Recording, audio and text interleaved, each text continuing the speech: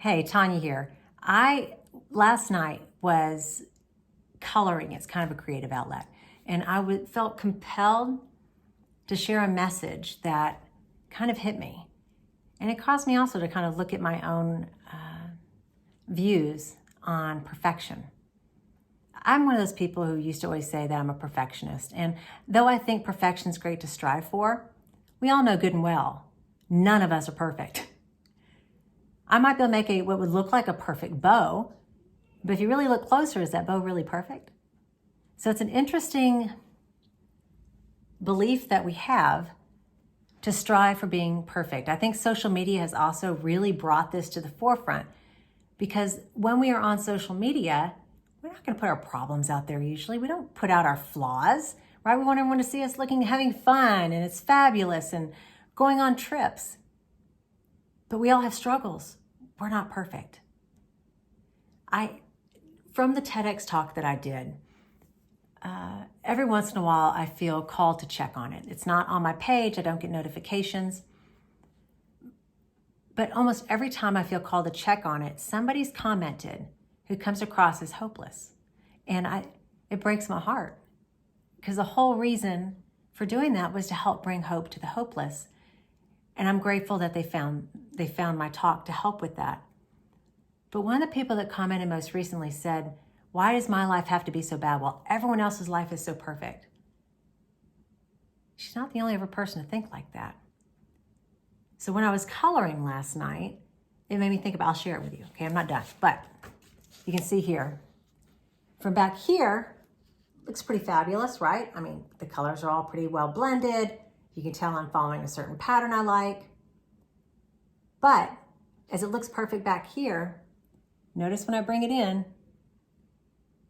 you can start to see little flaws, little things that make it not perfect. Like, look at that little red dot. That dot drove me nuts when I accidentally hit it. And then I had to remind myself, it's not about this being perfect. It's about the opportunity to be creative. And it gives my mind the space to let go of all the static. We have so much technology around us all the time. And I have to get that static out of my head. Coloring is one of the ways that I do it. What's interesting, though, is like that dot on the piece of paper, right? Once we know about what flaw we might have, then one, we're either ashamed of it, try to hide it, or two, think that defines us. And I'm wondering if you've ever considered that flaw exists because it's helping you work toward being a better person in that area. You also, if I had a bad flaw when it came to dating relationships back when I used to date. And I attracted the same sort of, how do I say this out? I don't want to sound tacky. I tended to attract men that were very good looking, worked out all the time, pretty self-serving. And I didn't think anything of it until one day it hit me. I thought, what is it that, because also many of those kind of people, they cheat when they're self-serving. And I just said, what is it that I don't value about myself that I allow this to continue to happen? And I went on a journey of kind of uncovering and discovering. And ultimately, I felt flawed.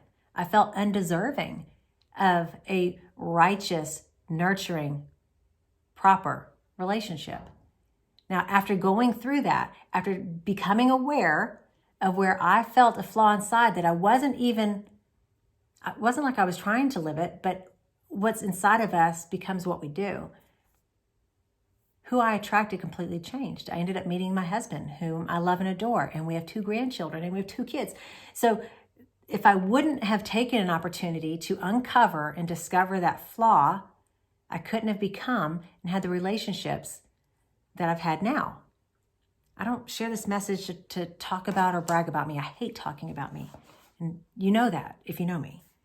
It was about showing you that once you know that a flaw exists, you will easily be able to find it. Because now I'm not even going to point out that thing I pointed out before, but as I bring it in closer, you've unconsciously focused on the red dot that I made in the yellow. Because if somebody takes an opportunity to point out a flaw, we can't forget it. So have some grace with yourself. Have have grace with other people, and realize that there's always a positive intention to anything that we become aware of or that we go through. Take care.